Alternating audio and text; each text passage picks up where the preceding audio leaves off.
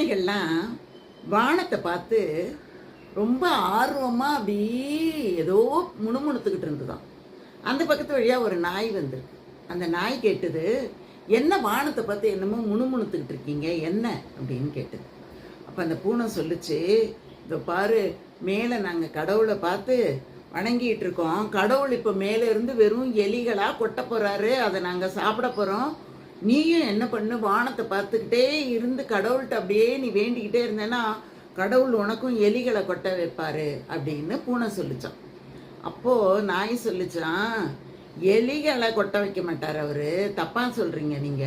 வானத்துல இருந்து அவரு எலும்புகளை தான் கொட்ட வைப்பாரு, கீழே விழ வைப்பாரு அப்படின்னு நாய் சொல்லிச்சான். ஏன்னா நாய்க்கு தேவை எலும்பு, பூனைக்கு தேவை எலி.